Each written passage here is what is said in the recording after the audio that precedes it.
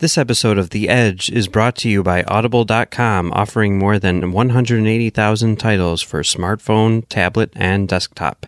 To get a free audiobook of your choice and help Trek.fm at the same time, visit audibletrial.com/trekfm. And also by Enterprise in Space, an international program of the nonprofit National Space Society. Find out how you can help science and education and become a virtual crew member aboard the NSS Enterprise Orbiter by visiting enterpriseinspace.org. And if you want to join the conversation and share your thoughts on this episode, join the Babel Conference, our listeners group on Facebook. Just type BABEL into the Facebook search field. We look forward to seeing you there. You're listening to Trek FM. What have you done out there on the edge of Federation space?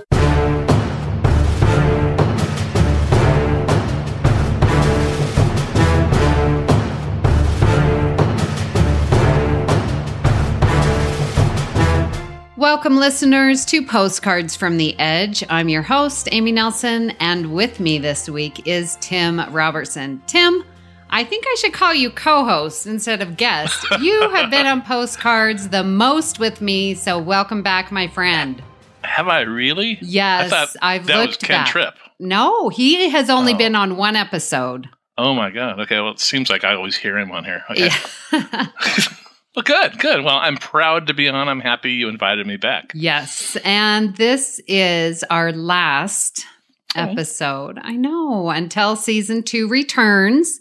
However, today we're going to discuss the fan predictions for season 2. Now, if you want to participate in future, once it comes back on, please go to the Babel Conference and we will start reading your posts once we get new episodes of Discovery coming on. So, all right. Well, season 2 predictions. I think there's quite a bit out there. I know every time we do a Postcards, everyone wants to see a little bit of more of this or a little bit less of that. So, Tim, why don't you start us off with your predictions for season 2? What do you want to see? I want to see good stories. I want a good character development, like I always want with Star Trek.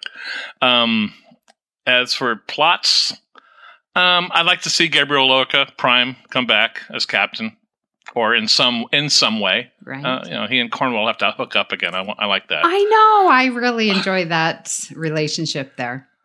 Yeah. Of course, my ship, the Enterprise, showed up at the very last, and I want to see Pike. I don't want to see Spock. Okay. I've had enough Spocks in my life today. So I think Pike would be fun, and it'd be really cool if we could just team up with the Enterprise, the Discovery of the Enterprise, team up for a 2 or 3 episode arc. Okay. Just go on a little adventure with them. I don't see us getting to Vulcan until the end of the season. Okay. That's what. And my last prediction is that Tilly is going to have the love child of Culber and Stamets. That's what the little spore was that landed on her. Oh my gosh, that's hilarious. Okay. I think it's going to happen. I think Tilly's going to be, their mom. She's a surrogate. I have not seen anyone make that prediction. Well, that's mine. You wanted bold. I gave you bold, Amy. What about you? Goodness. What are some of your predictions for next year? Gosh, I don't know. I'm so happy with where the story has taken us. So I trust the writers. So wherever they take me, I'm happy to go. So you don't have any idea where you want to see it go? Well, I do. And there's a couple of listeners that agree with me. I don't want to see any Enterprise. I don't want to see any old characters. We already have Mudd and Sarek. That's enough for me. I want to build this franchise larger and not stay so focused on the Enterprise. So I hear that point. Yeah, that makes good. I want to see. It's the Enterprise. I know it's the Enterprise. And I was screaming. I'm like, oh, it's the 1701. But okay, there it was. You know the number? Let's just move on and let's keep on going with Discovery and leave Enterprise to the original series. All right. So I know. Well, the fans had quite a bit of comments, so let's get going. Christopher Mock says he snuck out of sickbay for the final episode of Postcards, and we're so glad that you're feeling a little bit better. He says, predictions for season 2. Our new captain is someone familiar. I still stand by Prime Lorca being found, perhaps by the Enterprise. The green spore on Tilly was the Katra, if you will, of Culber. We'll have to find a way. Something else. Yeah. We'll have to find a way to reintegrate him with his body. The Klingons will reject L'Rell and a civil war will ensue. The spore drive will still be used, however, not as much as in season 1. Emperor Giorgio will be back. Harry Mudd will escape Stella and come looking for Lorca. I hope not. The Enterprise, while gorgeous on the outside, I don't think they'll risk showing the bridge. Too much uproar already from fans. We will meet Pike and Spock in the flesh. What do you think of that? Well, interesting about Harry Mudd, because, yep, he's still out there, and will he escape Stella? I don't know. That's it. That's interesting. Yeah, I don't know. And Giorgio, I think Giorgio will definitely be back. She's too powerful of an actress and character to. Yeah, and she's not going to be do something good. that'll tick off Michael. And yeah, I agree. Yeah. Well, Joshua DeVries says, how great it would be if the augment Klingons, cured by Phlox's treatment, of course, returned to the Klingon Empire and tried to reconquer it. With all the Takuvma instance on the remaining pure and avoiding Federation interference in their culture, it's logical to suppose the human-looking Klingons were exiled for being tainted by human interference. I'd be curious to see how L'Rell handles the Civil War.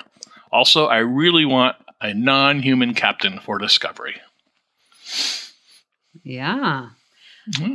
Yeah, the augment Klingons definitely, they might have something to do with it. But yeah, we still have to get the Klingon Civil War, right? Because that sort of happened.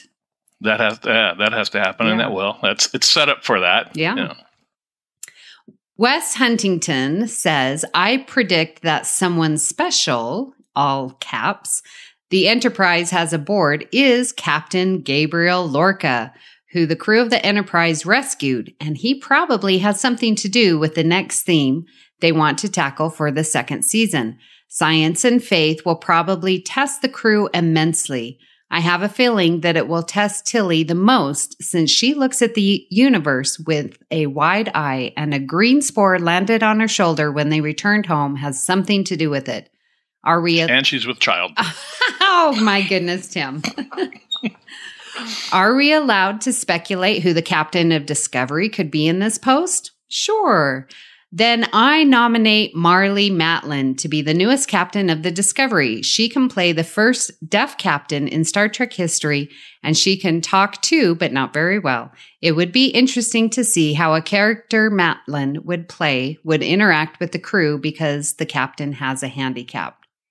Well, I really do enjoy Marlee Matlin. I think she's awesome. I think great. She's really good. Yep. So that would be an interesting choice. Interesting selection there, Wes. Yeah, it is. Yeah. Maribel Myers, number 1 from the Cage pilot, will be the new captain. Ooh. And Tilly's green shoulder spore will turn out to be Culber or Mirror Universe Lorca. There's something going on with that spore. There really is. I think Kirschman even said there was going to be an answer to the spore that landed on Tilly. The number 1, though, that would be, I would like that, because people don't always remember that Pike's first officer was number 1. It wasn't Spock. Right. He was a science officer. So yeah. Well, Trey Womack says, what I would wish for is Goa'uld from Stargate would show up in his or her Hatak, that's the pyramid mothership, and see how the crew from Discovery would deal with it. But since I know this isn't happening, I predict that either Prime Captain Lorca is the captain on Vulcan, he's on the Enterprise. Also, I predict the show will be just as amazing as season 1 or even more. Well, that prediction I can go with. I think it will be just as amazing as season 1. Yeah, I don't know a hiccup in this season. I really don't know. I mean, a lot of people have tried to rank them, and I've thought about that, but I don't know which episode because there's elements of all of them that I like. Yeah, and they do. They build on each other and the reveals and it's really good. I thought season 1. Have you done a binge watch of the season yet? Well, I did. No, I haven't yet. So over the winter break, I did all of the first half, Okay. All right. Yeah, I need to do that. I'm not canceling my all access. I know. Just so I can do that. I've been wondering if I should, but then I think, man, I've got to host The Edge, so you might need it there. Yeah, I need access to it. So that's right. I think I'll be keeping it. Yeah. Duncan Shaw, he says, my prediction is that it will be better. It will be its own thing with a story conceived from the start and implemented by the same people. I'm hoping for exploration, moral dilemmas, and universe building. Essentially, I'm hoping for what defines it in being 15 rated. Being 15 rated is complexity and quality, not just violence, swearing, and nudity that we've had so far. Well, Duncan. The nudity I could do without, but I mean, there was violence in TNG. I mean, Riker blew somebody's brains all over a meeting room. So it does happen, it does happen. Yeah. Well, and, with how TV is nowadays, it's unfortunate.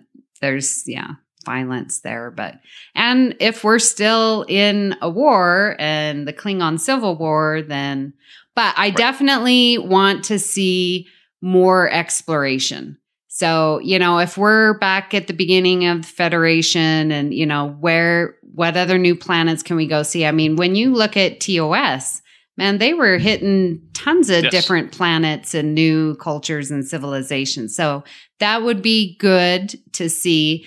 However, those stories were more episodic. So I don't know. It's a catch-22. We're on a new planet today. There was a forehead of the month. Yeah. So I don't know how much we're going to see because it doesn't really lend itself into a story arc with just going to one planet, seeing a situation, handling it, and then moving on. I don't know. Yeah. I'd like to see a little bit lighter on the Klingons. I love the Klingons. I love L'Rell and Ash. I mean, they are good. Yes. But maybe a 1 or 2 episode arc with them. But not all the way through. Bring in some new aliens. Yes. Well, yeah, and those Tellurides and the Andorians, we can see more of that. Yeah. Yep. All right. Well, Tony Salazar says maybe they can pick up that Vulcan extremist thread and do a story arc on Vulcan. The course of Burnham's life was changed by them, and it keeps Amanda and Sarek on the show too. Now that I would like to see, because we did get that in Enterprise, and I really did enjoy seeing that with T'Pol and then seeing it again in Discovery, who blew up the ship and stuff like that. So I would enjoy seeing that. Yeah, that would be fun. Yeah, to see the interaction with her parents. Yeah. A little bit more, yeah. Rebecca Skipper, she says, I have nothing against L'Rell and Vogue, or the great professionals who portray these fascinating characters. But given what we know from TOS and beyond, it is hard for me to believe that the Klingon War is over and that L'Rell's leadership will be respected for long. I believe the Enterprise is stuck in some time vortex or something that prevents the characters from actually meeting each other, though I'd love to see the two crews meet. I'm thinking of the novel Federation. This goes against some canon timelines, I'm sure, but I'd love to see Robert April. Ooh, that would be fun. We've never seen Robert April except for in the animated series. Oh. I'd like to know what has happened to Prime Lorca. Yes, I definitely am seeing people are not done with Lorca. We need to see more. No. Jason Isaacs killed it. He did. He was, yeah. And was he a good guy? Yes. Yeah, he really was a good guy. He wanted his thing. And that's what he was going to do, whatever it took to get there. And I don't think he was necessarily evil. Yeah. Even with him being from Mirror Universe, I think he still was a I don't know about good guy, but he was a guy. Wait. Are you dissing us all there, Amy? Well, Christopher Query says, it is possible that Prime Lorca is alive. When Disco was in the mirror universe, many people thought he was a fugitive. It is also possible that Killy was captured by Klingons. Maybe she even took over a vessel to get the cloak. I would like to see the black badges again and Section 31. I think it will take a while for Disco to get to Vulcan. Due to the problem on the 1701, they won't be able to use holo communication. There will be a distorted visual, making it hard to see Pike and the tech on the ship. There will be a story about Stamets not wanting to use the S drive due to the temptation to go to a parallel universe or back in time. Yeah. So, there might be some restrictions on how much they use the spore drive since they know its full possibilities. Yeah, and also, you can't use it right now without human as an interface. Right. And they don't want to do that. That's not Starfleet. So, unless I just don't see that happening. I hope they stopped using the spore drive. The warp drive is just perfectly fine. With the black badges. Right? The black badges. I mean, that was episode 3. They showed those. I remember taking a screenshot with my cell phone and posting, what is this? And now I saw that I think the company's QMX, they are now producing them. Wow. So why? Do they have a meeting? Oh, right. What do they represent before I buy one? I want to know. So do you think Section 31 is the best bet? It's the easy bet. Yeah. It's out there and the fans are talking about it, and fans are pretty smart, but I don't want it to be Section 31. Oh. I want it to be like what happened to the Makos, after Enterprise. Maybe they could be that. I don't think they became Section 31. Okay. Yes. I would like that to see sort of what happened to the Mako. Yeah, I like that. Yeah, that's what I'm thinking. Anyway. Chris Chaplin. It seems that the writers are testing the strength of the Federation philosophies of unity and diversity. Season 1 tested it through the devastating war. Now it would seem they might test it through faith and a worldview clashes. Since worldview includes concepts such as where we get reliable truths, science and faith, etc., perhaps the ability of the crew to handle more metaphysical problems will be the center of the season. The very existence and nature of the mycelial network and its connection to all life would certainly interfere with what many belief systems here on Earth today, which I assume haven't completely vanished by the 23rd century. In the Culber-Stamets situation, it will factor into this metaphysical conflict too. Yeah. I like Stamets. Yeah. So I don't want him going to the network anymore. Yeah? Yeah, So I know that you've read Mycelium Running. Yes, I have. And could the mycelial network get into the metaphysical? No. Okay. I don't think it could. Okay. It's fungus. Okay. Yeah. Well, I don't know. I've recently undergone acupuncture treatments, and I'm a scientist. So, if it works, I'll take it. So, it's a good question. I have to give that some thought, though. Okay. Well, Serena Rodriguez says, more Mud, Tyler, and Laurel. # Lorca lives. More interaction with the rest of the bridge crew. More Vulcans than you can shake a stick at. I wouldn't mind going down that Vulcan road. I think that would be good, and it's a good tie-in with Michael, and we know she's the main character, so I think that's a natural place to go in the story is to Vulcan, now that we've done the Klingon. Okay. Andrea Boot says, I think next season we'll continue to develop the relationship and shouldn't have had that second glass of wine. Camaraderie, that's the word. I'm going to stick with that. That the bridge queue should shown in the final 2 episodes. I really like the dynamic that we all had. I think the writers have a lot to go on if they go with that in some way. I'd like to see where they go with Tyler. A huge part of me thinks he isn't going to stay with L'Rell and the Klingons for very long. Well, I've thought about this since reading your comment, Andrea. And I think Tyler, for this season, he is going to stay with the Klingons. Now, whether that continues to season 3, I'm not quite so sure. But I think how, especially they ended it, Tyler and Burnham, where he sort of needs to figure out who he is, and he is Vogue. So he needs to figure out who he is now in this new Ash Tyler body and figure out his Klingon side, and then make the choice, an educated choice, his choice, if he wants to continue to be Ash Tyler as well. So I'm thinking he's going to stay Klingon for the entire season. But after that? After that's wide open.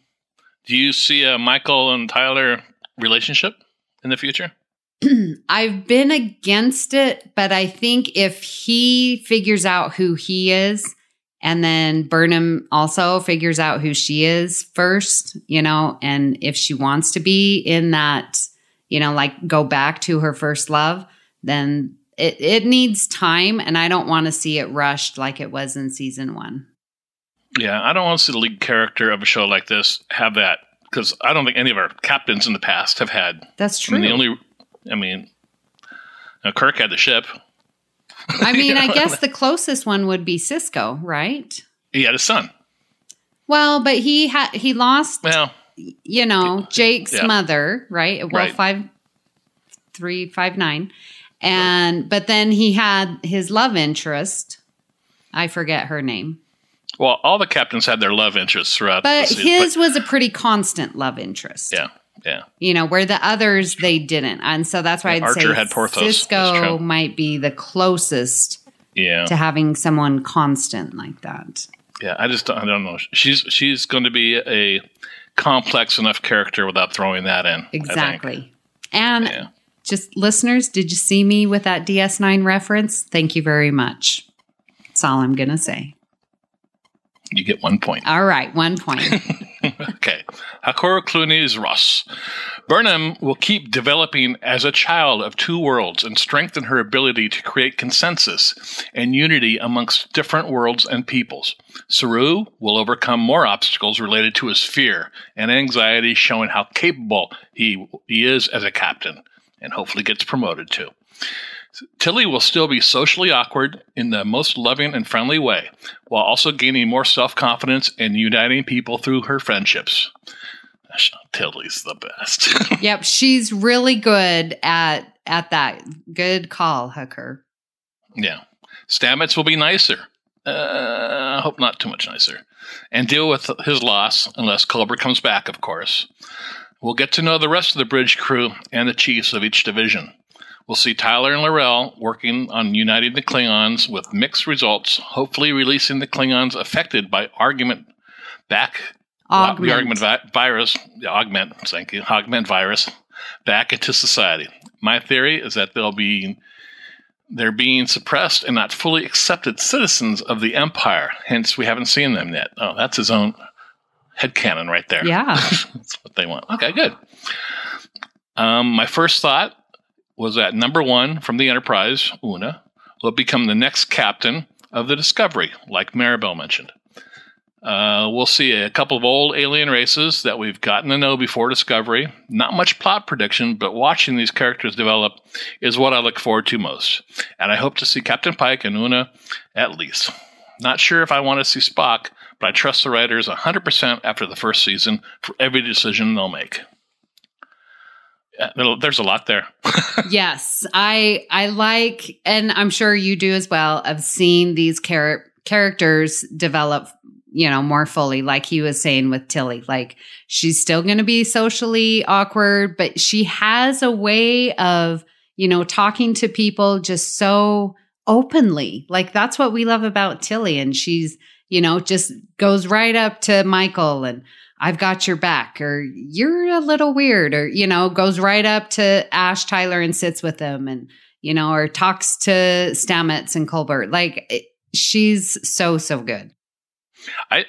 I see the writers seeing what an impact she had on the fans, that they could take stories with her and run with them. I mean, this episode in my head that's going, I don't think we've ever seen her fire a weapon. And I think if they put her in a position where she kills somebody, then watching her work through that, through a couple, episode arc might be interesting, because she's not killy. Right. And right now Artilly is not killy. Yeah, now she's if she so were to innocent. do that, even if it was like an accidental shooting or something like that too, where how she would react to that, and then in the back of her mind, her thinking, oh, am I becoming killy? Is this what I'm capable of doing? I mean, I have a whole episode in my brain worked out like that, because I think it'd be fun to watch her struggle with that. I mean, the happy-go-lucky Tilly, now we have this left turn here with her personality. Yeah, and that would totally lead into her getting that leadership, and, that she wants to be captain. It makes her tougher. Yeah. And it would make her tougher. Yep. Yeah. That's my own story in my head. All right. Well, Noah Baylor says the spore drive will be classified by Section 31 and become the tech for the temporal department.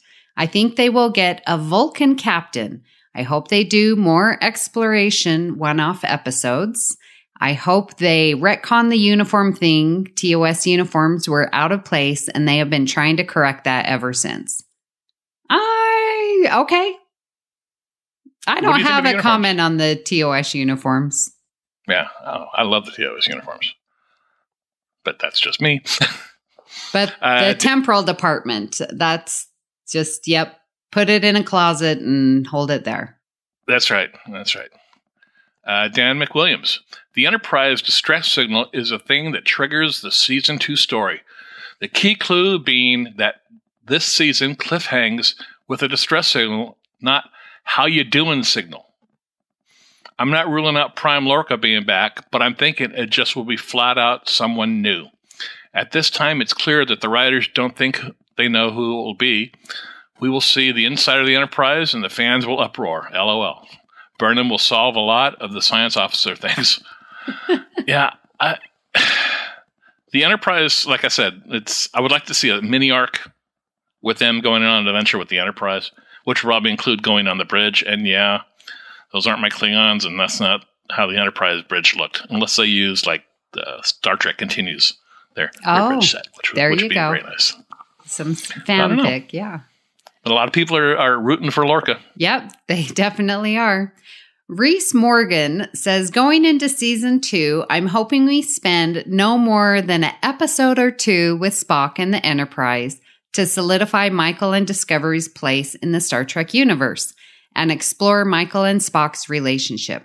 As the finale and resolution to the Klingon War felt rushed, I'd like a story about catching up with Tyler and L'Rell, getting a better understanding of how the new status quo with her rule over the Empire works. I'm hoping that the spore particle that landed on Tilly is a prelude to her becoming a part of the mycelium network, and we will explore and get a deeper insight into the spore network with her as the guide. Well, yeah, she's pregnant. Yeah. Well, Reese, I agree. Just maybe one or two with Enterprise and then go your separate way. Little mini arc. Yep. And you're right. I also agree with you that Klingon War and the resolution of that is not complete. And so to see L'Rell and Voq, how they're going to manage it, if they do manage it, if they don't, what's going to happen. I would love to see more of that side of it. And we know there's going to be Klingons, so that would be good. Yeah, but not as many Klingons. Like not all the 24 houses. Yeah, no, please. I'm getting done with that. Yes, we know there's 24 houses. Let's just find a few to deal with. Right, I agree. Tim Hands. Wow, way too many fantastic predictions here to compare against. I really wouldn't know where to start. Now that's a first for Tim. It really is. He's always love you, Tim. But then he goes on. My favorite. out of what I've read, is definitely Captain Pike's number one from the cage being introduced as the new Discovery captain. Failing that, I'd love to see George Kirk maybe be introduced, as well as according to Spock, the inspiration of his son joining Starfleet. George Kirk, I don't know. Like you said early on, I mean, let's get away from what we know and do some new stuff. Yeah. And I think that's where that goes. But first to mention George Kirk, and I'd forgotten about him. I only know him, so I only know him from Star Trek 09. Yes, you do. Yeah. Yeah. His dad was alive and well in the original series. Okay. Because, Ken Tripp, hey, here's your buddy. Ken Tripp says, I predict that all my predictions will be wrong in season 2. Exactly the same results I had for season 1. Yes, Ken. He's consistent. He is consistently wrong. No! Oh, snap. Mic drop. Well, Chris Littlefield says his one prediction, and I'm really surprised, Chris, that it's only one. The black badge is Section 31 Ops. All right, I'm going to hold you to it, Chris. We're gonna see. Is Chris going to be at STLV? I'm working on him. I'm working on a couple of these. You're working on everybody in this thing, aren't you? Yes, come to STLV, everyone. It'll be fun. Amy doesn't have to go anywhere. She lives there.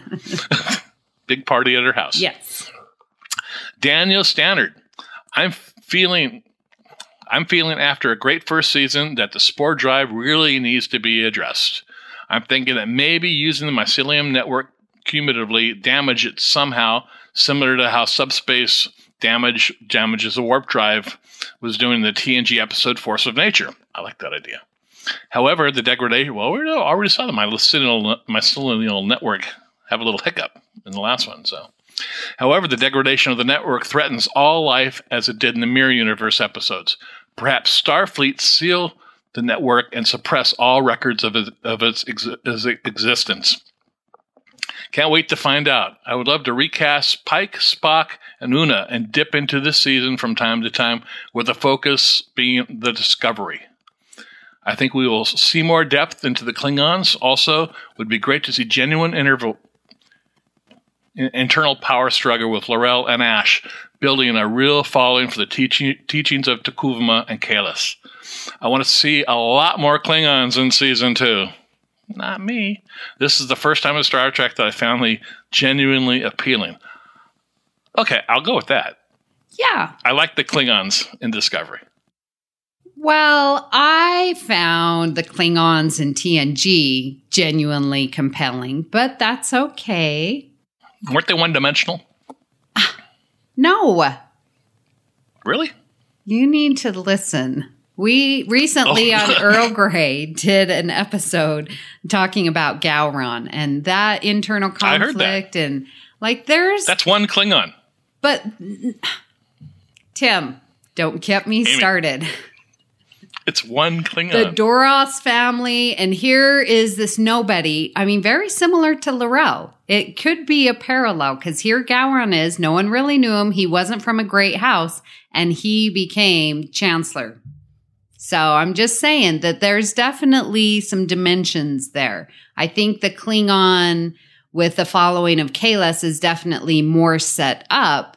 And so those teachings and, with all that Kahless, that's already, solidified. But here, here's L'Rell and nobody. Here's Voq from the House of None. They're coming in to...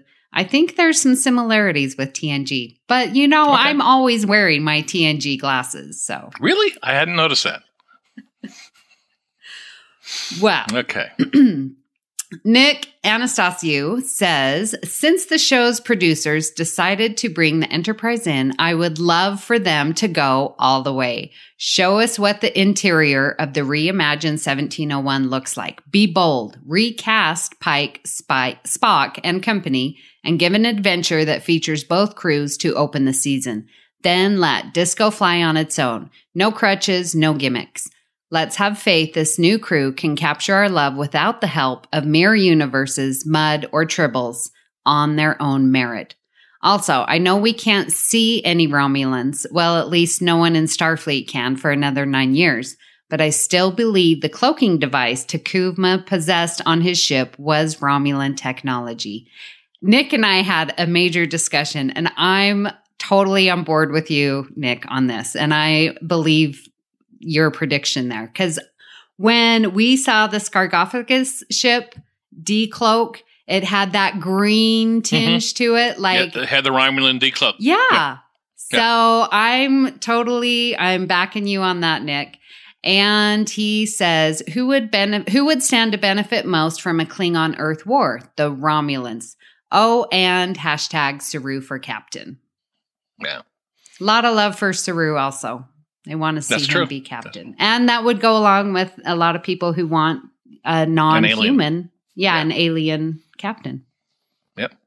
Dennis Tremothick, I believe that's it, says, I wonder if the destruction of 1/3 of the fleet will endanger the new construction program. These new ships may look more TOS. I know. I thought that was really good. I thought, that is interesting. Yeah, because they're going to have to build more ships now. Yeah. Crazy. Yeah. Wow. Dennis, you're thinking like a writer on this. I'm seeing it. So those were some of the predictions. And Tim, which ones out of those would you like to see the most? Pregnant Tilly. That was yours. Oh, that's right. Okay, I'm sorry. I like the identifying that the Romulan cloaking device is what the Klingons stole and used. More Saru, Lexi Moore Saru, and Captain Lorca. That's I want to see. I need my Harry Potter fix for my Star Trek. So bring him back. Yeah. What about you, Amy? I'm surprised there wasn't much about where Michael would end up. So we know that she's obviously been reinstated. So is she going to be first officer back again? Or is that Saru? I want to know where she lands in the hierarchy. Definitely. Yeah, I don't see them bumping her back to first officer. I think that Saru will be first and she'll be science. Still just science. Okay. Well, hey, Spock was a science officer. Well, yeah. And I want to know what the ramifications are for Admiral Cornwell, because she, I think, made the wrong call with bringing in Emperor Captain Giorgio back. And but wasn't that could have been a Federation call too? Yeah. And she was just following orders as well. Yeah, I'd like to see that play out, and I want to see how the Federation is going to get more to its ideals of what we know in TOS and TNG. So I think there's going to be some blowback from that. Well, I would like to see. I want to see lighter episodes. Yeah. I don't want the only comic relief to be Tilly. I want some humor. I don't want this was a really dark season. Yeah. And the lightest point was the last 10 minutes of the final episode. So it's this, I want exploration. Yeah. I think that's one of the points that was made too, is just more exploring. Yeah. I do a Planet of the Week. I don't care. It worked before. It did, but now we're 2018, 2019 by the time we get season 2, probably. Hopefully 2019, not 2020. Oh, I know, right? Yes. Well, listeners, you can find us on Twitter at Trek FM or send us an email. We would love to hear from you. Go to our website at trek.fm/contact, choose to send to a show, and then choose the edge. That will come right to us. So, Tim, where can people find you on the interwebs? You can find me hanging out in the Babel Conference. I pop in there occasionally and stir up things about Michael Burnham being the mother of Klingons and things like that. Or you can find me on Twitter at Tim Robertson 56. And I also have my own podcast. It's for all those amateur astronomers out there. It's called The Observer's Notebook. It's the official podcast of the Association of Lunar and Planetary Observers. It's a group I've belonged to since the 70s, so I've been around it a long, long time.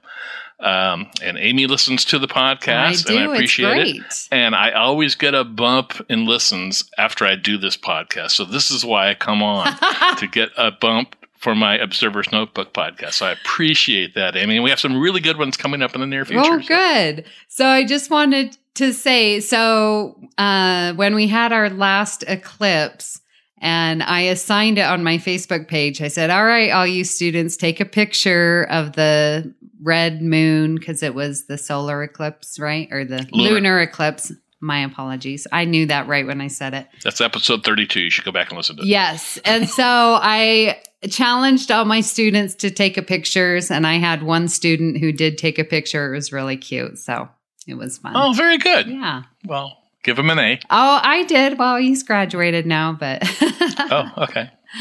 Well, that's very cool, Amy. Yeah.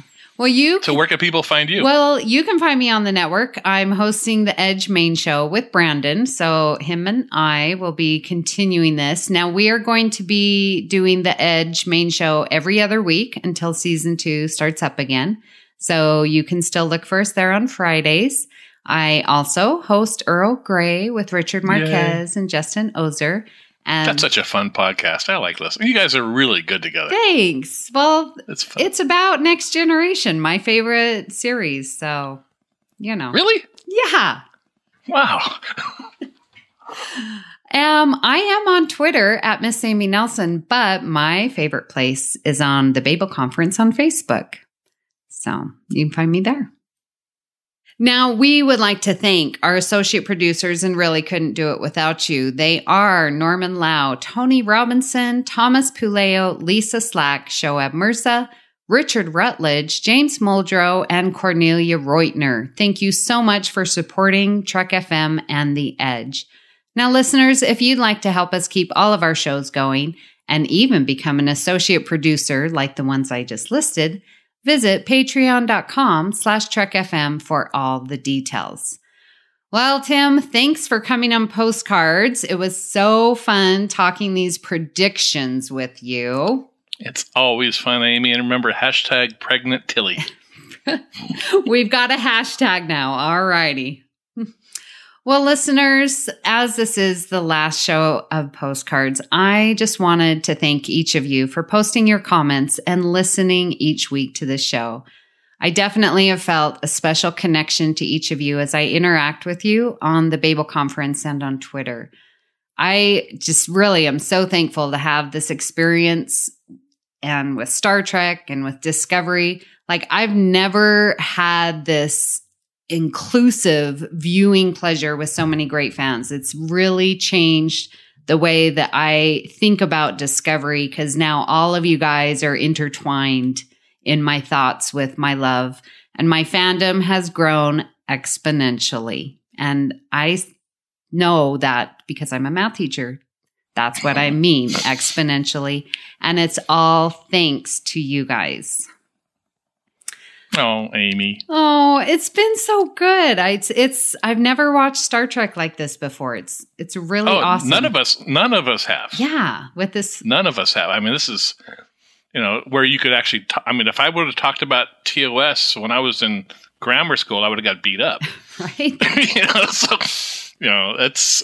It's a different time nowadays. It really is. Now we have this medium where we can sit and have 500 comments on a 45-minute episode that we get to look at and read about and learn people's opinions and their tastes and what they love and hate about our franchise. Yeah, I love it. You've done a good job here, Amy. It's been good. Well, it's all really because of the listeners. So thank you. I just, from the bottom of my heart, thank you so much. And it is my last. She's crying, guys. She's crying. Guys. She's tearing up. So join us next time, whenever that may be, for another episode of Postcards from the Edge, Hailing Frequencies Closed.